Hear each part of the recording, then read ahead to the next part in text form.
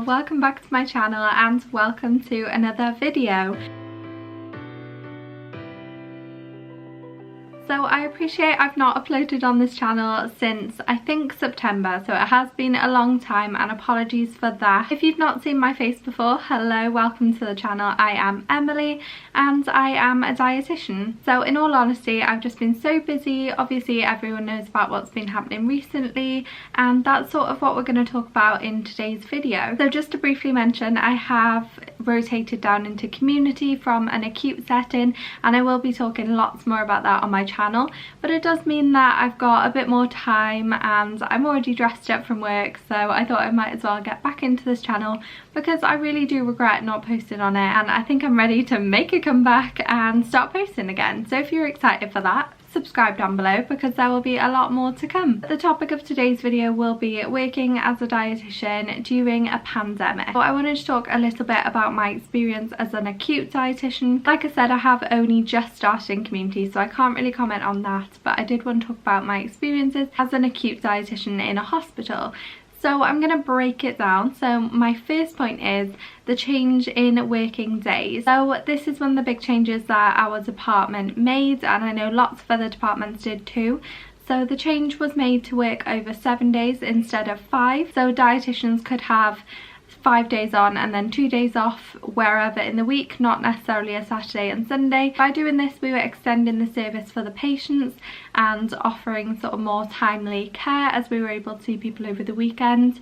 But it also meant reducing the numbers of dietitians in the office at one time, so spreading ourselves more thinly, and that is because every other desk was blocked off to enable social distancing. I say was, it's actually still going on, but obviously I'm not there anymore, so I'm going to be talking in the past tense, but this is still ongoing. So as the desks were blocked out, we needed less people in the office that could use the desks.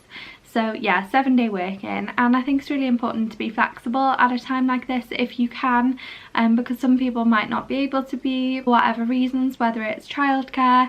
So if you can be flexible, it's really important to sort of step up and tell your manager that you're able to be flexible and sort of take one for the team a little bit and do shifts that other people might not be able to do. Point number 2 is a willingness to upscale. So I think this is a really vital one in the world of dietetics in general, but particularly during difficult times such as these. So a lot of places are calling for dietitians to come back to an acute setting to help out, or indeed to upscale. So we were offered fit testing on the masks they wear on intensive care unit in case we needed to help out there, and I think it's really important if they need you to sort of step up. And we know that the role of a dietitian is a lot about continued professional development anyway, so this is all sort of part of this and it all feeds into that. I think it's nice to have these opportunities regardless of the way they're delivered. Obviously no one would call this ideal, but it is nice to be given new opportunities and it's nice to have the scope to say yes to those and really better your practice off the back of it. Another thing I wanted to talk about is remote working. So we at the hospital, we're doing more of this initially and then it sort of weaned down a bit when more about the PPE and things like that was known. But remote working basically just refers to working outside of the traditional environment, and for us it meant telephoning down to the ward to speak with the nurses instead of actually visiting the isolation wards, just to reduce that transmission.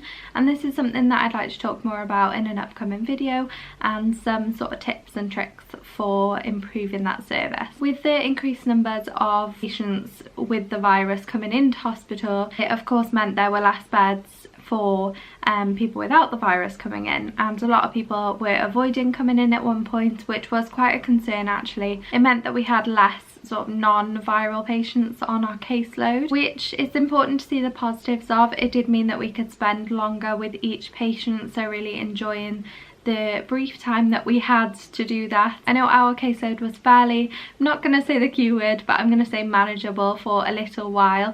So it gave us time to do those other things like CPD. Obviously all of this is brand new.